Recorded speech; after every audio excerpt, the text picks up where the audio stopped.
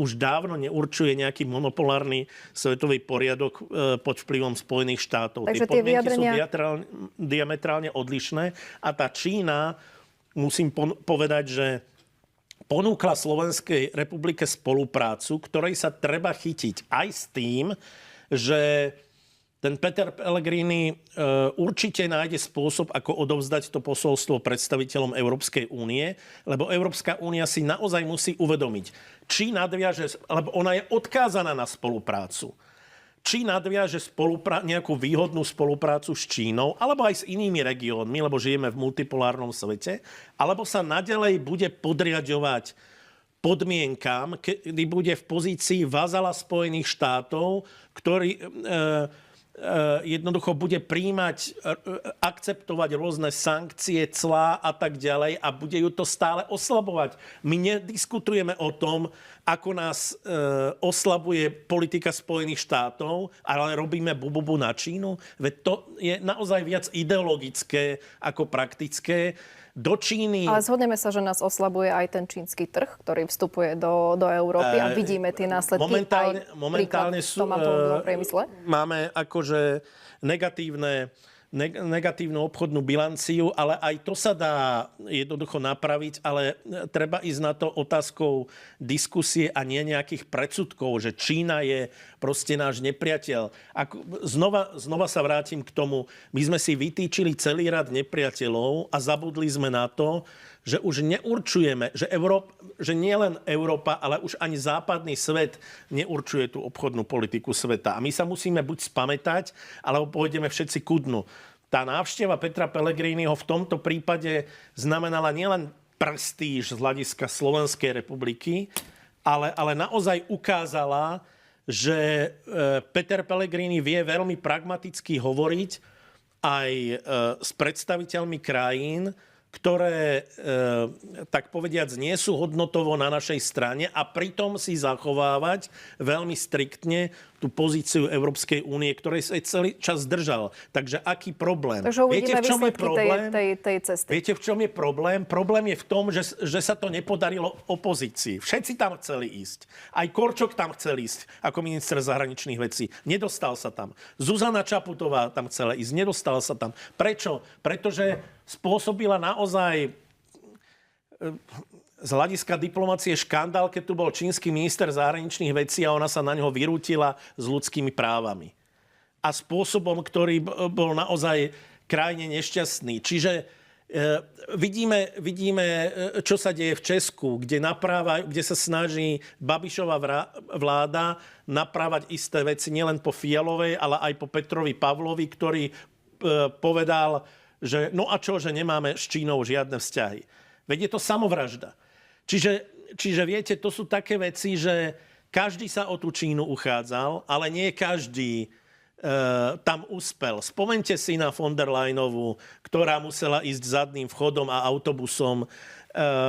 A pozrite sa na to, ako môže byť zahraničná politika úspešná. Nehovoriac o tých táraninách o medzinárodnej izolácii, pretože aj to je lož. A viete, keď to hovoria opoziční politici, už sme si na tom zvykli. Ale mňa prekvapuje, keď som včera zachytil, že tú lož šíria aj opoziční novinári, že vraj nikto k nám nechodí. Preboha, od rakúskeho kancelára a prezidenta až po generálneho tajomníka NATO, ale nehľadiac len na tieto veci. Viete, ako tu sa vyčíta tejto vláde, že rozvinula široké vzťahy so štátmi BRICSu.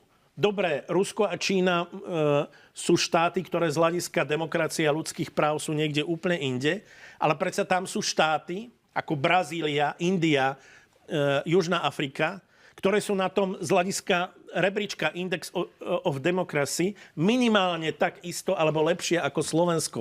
Čiže ako o čom hovoríme, my sme sa ale neraz že rozprávali o tom, že síce je tu politika na všetky 4 svetové strany, ale že nefunguje tak, ako by mala. No nefunguje, aj to sú vaše slova. Takto, nefunguje v zmysle, že, pozrite sa, to by sme museli rozobrať na drobné. Nefunguje podľa mňa v zmysle Slovensko-Rusko. Tam naozaj nevidím žiadne výsledky. A už som to veľakrát povedal, tie ceremoniálne funkcie, že navštívime Putina, to patrí prezidentovi. Ale ekonomické, politické výsledky Čiže tej návštevy sú žiadne. Dokonca... Tá návšteva prezidenta Pellegriniho v Číne dnes prinesie väčšie výsledky ako návštevy premiéra v Rusku? Ten premiér Pellegrini, prezident Pellegrini, a týka sa to aj tých predchádzajúcich návštev. V Indii, Azerbajdžan, to by som si odložil ešte, k tomu sa vrátime, ale proste on otvára tie dvere, ktoré potom premiér Fico buď rozvíja ďalej, alebo mu pomáha jednoducho v tej misii. Proste on robí naozaj veľmi dobrú prácu. Ako toto je úloha prezidenta, otvárať trhy, otvárať témy, mimochodom, umelá inteligencia, tu vniesol konečne do slovenskej politiky niekto, ale tu sa hádame o blbostiach a prezident Pellegrini nastolil veľmi dôležitú tému, kľúčovú tému, ktorej by sa mali chytiť politici z celého spektra. Čiže on po tejto stránke, musím povedať, robí veľmi dobrú robotu, takú, akú má robiť prezident. Ja mám výhrady akurát k tej jeho posadnutosti zbraniam. To naozaj miestami vyzerá, ako by sa v detstve nehral na vojačikov. Nerozumiem a mal by trošku hamovať v tejto oblasti, lebo to nevyzerá dobre ani medzinárodne, keď sa tam hrá so zbraňou a podobne. O podobnej hystérii okolo návštevy hlavy Spojených arabských emirátov. Opozícia na Slovensku. Opozícia okamžite začala šíriť hoax, že sa dohodli, že Fico nás predal, že chce predať našu vodu. Pre Boha živého. A oni tu idú hovoriť o nejakej dezinfoscéne. A nech si prečítajú 4. článok ústavy. Proste voda je v štátnom vlastníctve a vodu nemožno ani prevážať jednoducho za obchodným účelom a podobné veci. Čiže to je čistý nezmysel. A opäť musím zdôrazniť, kto bol v Spojených arabských emirátoch v 99. Zuzana Čaputová nadchýnala sa tam nad spoluprácou v oblasti vodného hospodárstva a energetiky. A to im nevadilo. To im nevadilo. Teraz im to vadí, keď to robí táto vláda. Čiže ako ja nemám rád takéto hlúposti vyslovene, lebo sa nedržíme faktov a zavádzame verejnosť potom takýmito hrami. Musíme odmietnúť v zárodkoch každý extrémizmus. A tu budem polemizovať napríklad s ministrom obrany Kaliňákom, ktorý včera tu vo vašej televízii povedal, síce to povedal len o republike, ale vysvetlíme si to na širšom prípade, že vlastne žiadny extrém, že oni nie sú extrémisti, že to sú len vlastenci. Viete, to je... Ja si myslím, že Robert Kaliňák vie dobre, o čom to je, lebo Roberta Kaliňáka považujem za možno najlepšieho rétora na našej politickej scéne, ale aj manipulátora. Jeho by som dával normálne študentom za príklad, ako retorické cvičenia, ako dokážete jednak argumentovať, ale aj manipulovať s verejnou mienkou. Dobre, ale no a vrátim sa k tomu. Extrémizmus. Predsa nie je to, že vy sa vyjadrujete nejakým nepriateľným spôsobom k historickým témam, teda v tomto prípade velebíte Tisa, alebo spochybňujete holokaust a zrazu poviete, že veď oni chodia na SNP, tak už nie sú extrémisti. Extrémizmus, to prenesme predsa do súčasnosti, to nie je historická téma. On sa prejavuje slovníkom predovšetkým, on sa prejavuje spôsobom, akým nazeráte na veci, niekedy podporou násilia, ale hlavne dehumanizáciou človeka. A v tomto zmysle my nemôžeme, by bolo aj zjednodušujúce povedať, že republika sú extrémisti a ukazujeme na nich prstoch, ale v skutočnosti tých extrémistov dnes nájdete aj v Smere, aj v progresívnom Slovensku. O demokratoch ani nehovoriac. Proste keď sa vyjadrujete o ľudských bytostiach dehonestujúco ako o potkanoch, zmijach, opiciach, niktošoch a podobne, to je extrémistický slovo, to je definícia extrémizmu. Aby sme to uzavreli celú tú situáciu, ktorá v Španielsku je, na teraz sa to tam mierne upokojilo, aby sme možno aj aj upokojili občanov alebo verejnosť a spomínate aj tú republiku, tak aj odtiaľ prišli vyjadrenia o tom, že majú otvorené dvere do Korán naprieč celou Európou a môžu sa pohybovať kdekoľvek a či to chceme na Slovensku a podobne. Zneužitá téma aj na politické presvedčenie. Čiže... To je demagógia. Viete, takto to poviem. Ako toto všetko vzniklo? Myslím v tej Seute.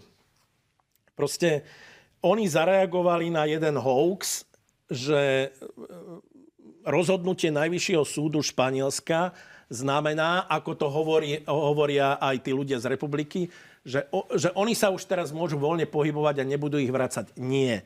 To je rozhodnutie, ktoré sa týka len toho, že musíte posúdiť normálnou právnou cestou, ak sme právny štát, že aké sú tie podmienky, lebo oni prichádzajú z mora. Tí úradníci nevedia, odkiaľ tí ľudia idú, čím si prešli a tak ďalej. Proste toto všetko treba vyšetriť a až potom na základe rozhodnutia súdu ich môžu vyhostiť. Ale na druhej strane musím povedať aj B. Máme sa čoho obávať. Ja odmietam na jednej strane akúkoľvek hystériu, ale poviem, že toto, čo sa stalo, a netreba to zľahčovať. Je tragédiou. Tragédiou samozrejme v prvom rade, pretože tam zahynulo 72 ľudí. Ale je to tragédia aj preto, že toto je precedens. A oni sa budú pozerať na to, že im sa to podarilo a budú to skúšať zasa. Čiže toto je ako v centrále Európskej únie by mal znieť poplach, ale to neznamená, že by sme mali prepadnúť hystérii, ale musíme prijímať systémové riešenia, o ktorých som hovoril. Konečne sa musíme začať zaoberať našimi vlastnými problémami a nie Ukrajinou a čo ja viem, čím všetkým ešte, lebo nás to zničí. My sa zničíme sami. My nepotrebujeme nepriateľov, my sami sebe sme nepriateľmi.